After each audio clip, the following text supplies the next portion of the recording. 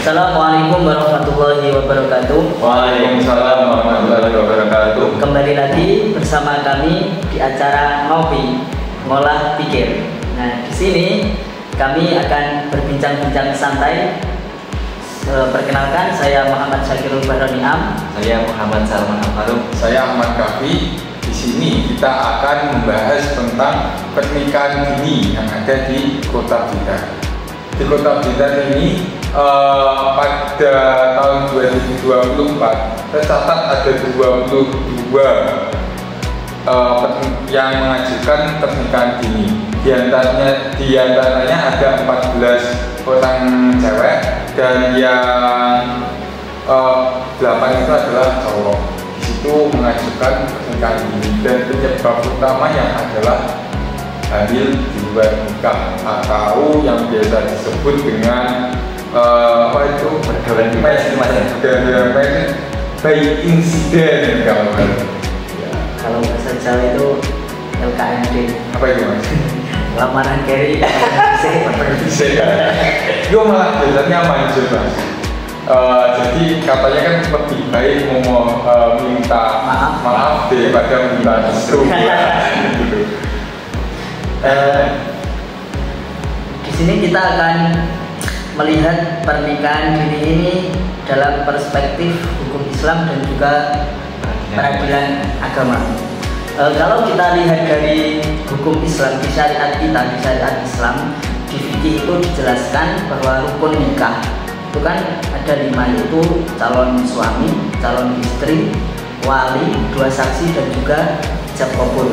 Nah, maka ketika pernikahan dini atau ketika terjadi hamil duluan, seorang cewek yang hamil duluan, maka itu tetap sah apabila dijadikan ijab kabul atau dilakukannya ijab kabul. Kan ketika 5 unsur tadi sudah terpenuhi, 5 rukun tadi sudah terpenuhi. Di syariat Islam itu tidak dijelaskan secara eksplisit bahwa batasan umur pernikahan itu tidak dijelaskan. Kan tetapi kalau di syariat Islam itu batasannya adalah mampu atau balik. Gitu. Kalau soal di dalam perspektif peradilan itu dijelaskan mas, dalam pasal berapa ya, sing tahun 1974 itu dijelaskan bahwa umur perkawinan itu antara cewek dan cowok itu ditetapkan 19 tahun mas, gitu. Untuk prosedur pengajuan pernikahan itu karena mas mengajukan, umpama seorang yang akan menikah itu mengajukan surat dispensasi ke pengadilan. Di dalam pengadilan itu oleh hakim itu biasanya dicek mas, apakah sudah memenuhi syarat seperti syarat umur dan seperti syarat psikologis, pekerjaan, apakah wis di pekerjaan atau urung, syarat-syarat tadi wis lengkap atau urung, fisik, dan masih banyak lain mas. Di dalam hakim itu menentukan itu tidak langsung saklek lolos diakadkan, tapi juga harus melihat itu tadi mas. Begitu mas Kafi ya, atau mungkin lebih digabungkan gitu. Kalau masalah batasan usia tadi itu di Undang-Undang Nomor 19 Tahun 2019 itu dijelaskan bahwasanya batasan minimum atau minimal daripada calon mempelai baik itu wanita maupun pria adalah 19 tahun. Jikalau nantinya calon mempelai itu belum mencapai batasan 19 tahun tersebut, maka calon mempelai itu harus mengajukan surat dispensasi di KUA atau pengadilan agama. Betul itu kan mas saya? Iya, ini tadi dari perspektif peradilan agama kan 19 tahun. Kalau di hukum Islam tadi kan tidak ada ketentuan yang mengatur umur seseorang itu harus menikah atau umur diharuskannya menikah. Itu kan kalau di Islam itu hanya balik sendiri itu kalau laki-laki itu ditandai dengan mimpi basah. Itu laki-laki ketika sudah mimpi basah maka dia bisa dikatakan balik. Sedangkan perempuan, seorang perempuan itu bisa dikatakan balik itu umur 9 tahun. Nah, ketika seorang perempuan sudah haid maka itu sudah bisa dikatakan balik. Kalau yang balik itu setahu saya kok yang berkewajiban balik itu tadi yang laki-laki saja. Yang perempuan meskipun belum balik itu diperbolehkan. Iya betul. Itu seperti terjadi pada Rasulullah. Beliau menikahi Siti Aisyah itu pada saat Siti Aisyah masih berumur 7 tahun. Itu kira-kira ya belum balik. Dan di sini yang disorot itu ketika terjadi pernikahan adalah seorang laki-laki. Apakah seorang laki-laki itu sudah mampu? Apakah seorang laki-laki itu sudah balik? Nah, maka yang disorot adalah seorang laki-laki mampu di sini bukan hanya mampu untuk melaksanakan pernikahan, tapi mampu secara finansial. Bisa enggak seorang laki-laki ini menghidupi seorang yang dinikahinya? Bukan, pernikahan ini bukan semata-mata hanya untuk mencari kesenangan belaka gitu. Jadi Mas ya, dari banyaknya kejadian tersebut tuh apakah ada edukasi untuk anak-anak tersebut Mas ya? Umpama dari umur-umur segitu kan masih banyak sekolah, dari edukasi yang atau dari guru atau orang tua Mas ya, biasanya yang mempengaruhi atau kondisi sosial lingkungan Mas ya? Harusnya di pendidikan atau di sekolah-sekolah itu sebelum atau biasanya kan ada sekolah itu yang tes masuknya itu harus tes urin gitu kan ada. Itu kan untuk memastikan apakah seorang perempuan ini masih perawan atau tidak. Itu salah satu. Kemudian di sekolah-sekolah itu harusnya ada bimbingan-bimbingan sebelum lulus. Itu harus dibimbing, diberitahu gini loh, apa jenenge, ketika kamu melakukan hubungan yang terlalu intim maka dampaknya yang merasakan kamu sendiri, masa depanmu akan hancur. Begitu juga dengan orang tua. Orang tua itu harus sangat memperhatikan anaknya, terutama anak perempuan, karena anak perempuan itu adalah bagi orang tua itu adalah harta. Bagaimana orang tua itu bisa menjaga harta, bisa menjaga mahkotanya itu? Seorang anak perempuan ketika sudah luput dari pengawasan orang tua maka itu kacau Mas. Tapi di sini ya Mas, kejadian itu saat ini seorang itu kebanyakan daripada anak itu sudah hilang malu Mas.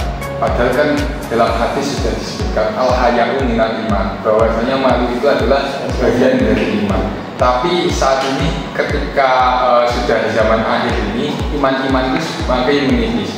Ketika kita melakukan sebuah maksiat, perzinahan dan lain-lain, itu bukan malah malu, tapi akan malah menjadi dipamerkan.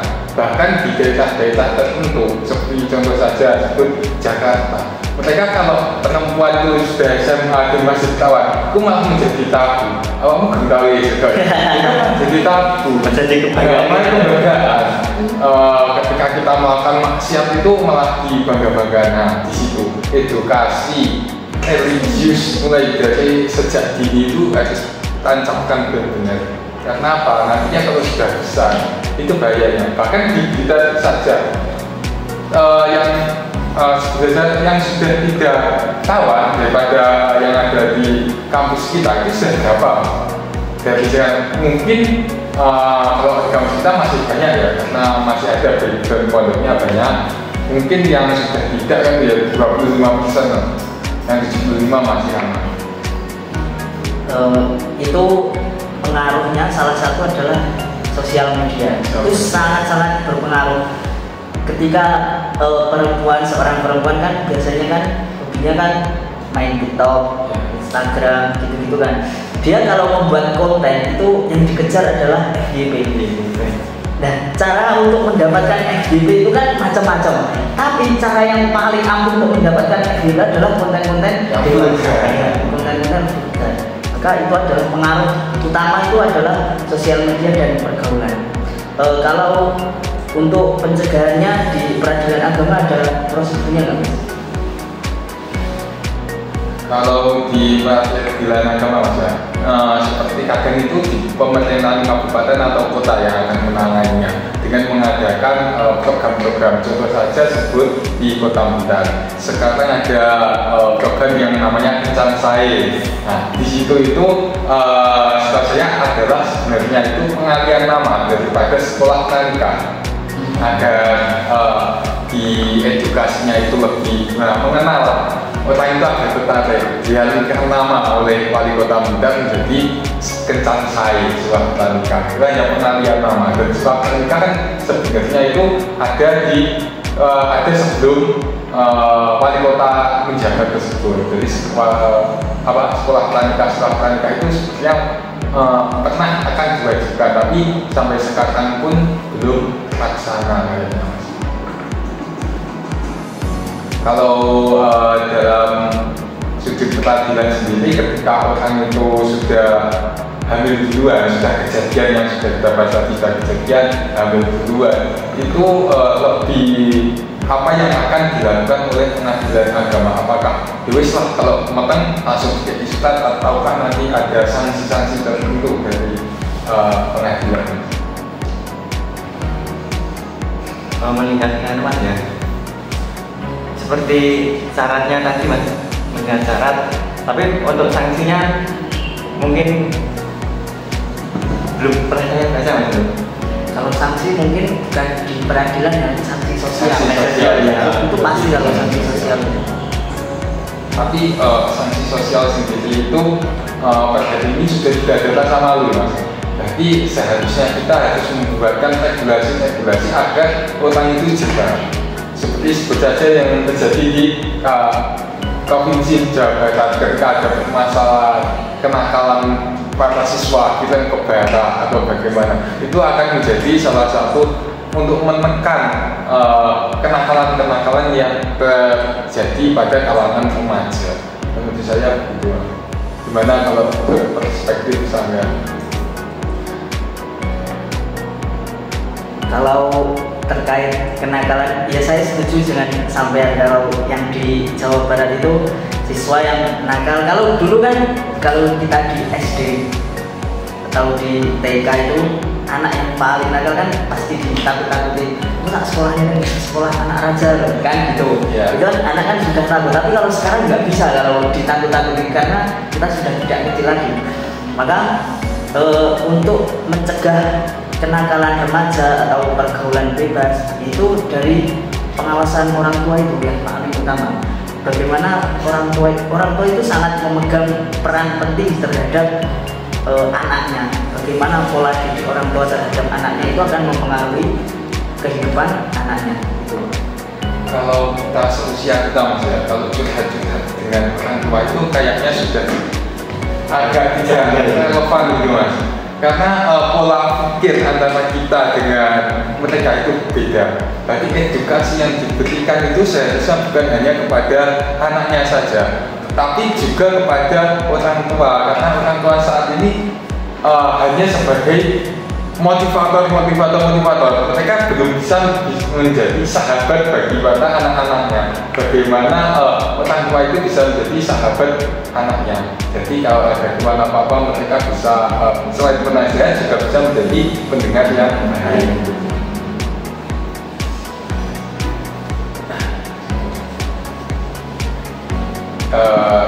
Cukup sekian, terima kasih dari kami mulai awal hingga akhir. Apabila banyak kesalahan berkata atau pendapat yang salah atau undang-undang yang salah sebutkan, nanti bisa didiskusikan di kolom komentar atau bisa dijelaskan di part selanjutnya. Sekian dari kami podcast hari ini. Assalamualaikum warahmatullahi wabarakatuh. Waalaikumsalam warahmatullahi wabarakatuh.